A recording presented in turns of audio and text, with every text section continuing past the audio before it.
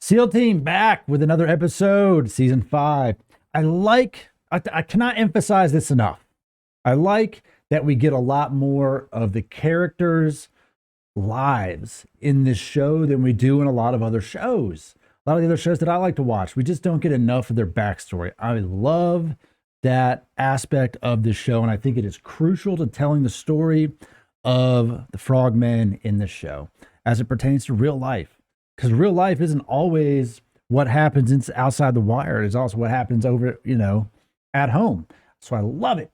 So it kicks off. We have a little bit of a Mandy recap happening here where Jason and Mandy are hooking up in this little hotel room, having a little go of it, a little fun. And I want to see the Jason Mandy storyline play out because I feel like she understands Jason. Jason understands her. The team is not going to accept her yet because they feel lied to, I think. But either way, she did what she did. She says she's out. She's back in Jason's life. She seems happy. I love that. Then we had this little moment where we see Ray and his daughter out and about having some family time. And we see this interaction with someone who's homeless with the daughter, which did seem a little odd. Like he came out and was like, this is for you, gives her this little thing that he made. And it was very ominous. And you could tell, like, most people aren't going to be okay with that. Like a grown man who doesn't, just approaching your kid in a way like that doesn't seem okay. So I understand Ray's hesitance to it. He says he was in the SEALs or whatever. And she's like, well, why can't we help him? That mentality is important. I think it was important to Ray too, to like, as character development goes, I wanted to see them do something to help this guy out.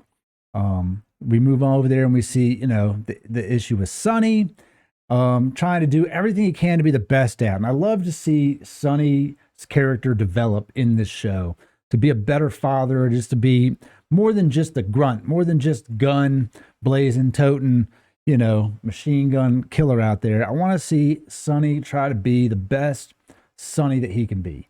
So I love seeing this. I love seeing the baby come over and he wants to introduce him to Bravo Team, which is his family. Bravo Team is Sonny's family. So I love seeing that play out. Then we have this whole situation with Clay and his father. And I get it, but I think that they're playing it a little harsh because his dad's dying.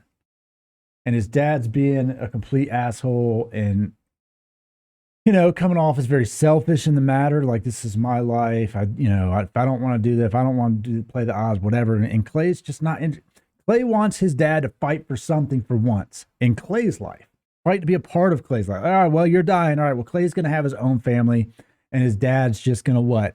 Just whatever, give up, peace out, not fighting, don't want to be a part of it. I kind of understand that, but it did kind of seem like a dick move on Clay's part to just walk away. So then we have this whole little narrative with Davis come out. Davis has a new love interest. Thought that was cute.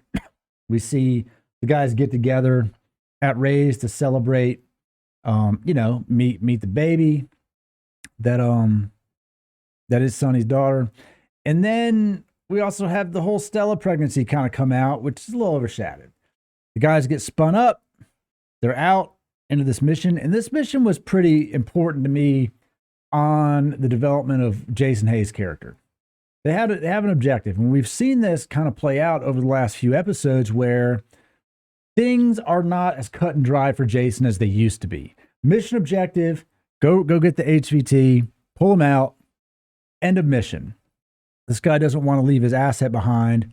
So Jason makes the audible to go get the asset, which ends up putting them in daylight with nowhere to go, no base of operation. And, they're pretty much stuck in this house with the Taliban going door to door, and they're outgunned. They're outnumbered. And it's a situation that could have put them in really grave danger, in a really bad spot. Luckily, they were able to come out of it with this really cool drone that he just flew in and blew the brakes off of this freaking gunner. But that could have went south so fast. And Jason just plays it off. And it seems like the team is on board with, they want to do the right thing over there. And they feel like this whole war, they haven't done, whatever they're doing doesn't matter. And I feel like Jason is taking a page, turning a page to the point where he wants to do something that matters. When he goes home, he doesn't feel like the mission was just the mission. Like what he did made a difference. I think that's what we're kind of seeing through these turn of events. And then we see Ray and his family go back to try to help this guy who looks like he's ODing. He's definitely, you know, unconscious, choking on his own vomit. They save his life. And I think that's a moment for Ray where it's like, we need to help our guys after life, after the teams, life after the military. And it's something that a lot of people face on a daily basis. Like, I thought that was a pretty important part. And I hope they play more on that, on the mental health and the depression side of things and the struggle that people have when they get back. You know, not everyone does well and survives. And then we have Sonny here. Sonny comes back and wants to move the baby mama in, start the little family. I think that's going to play out well. And we end with Clay having dinner with his dad. All is well, you know, and I want to see, I would like to see Clay and his father rebuild this relationship. I think it's important to Clay's character development that he does that. I think it's important to his mindset. Like, he wants to be a good dad, and it's never too late. We have to understand that there are things in life that's not too late to change. That's who you were yesterday does not have to be who you are today. We have to understand that. We're all going to make mistakes.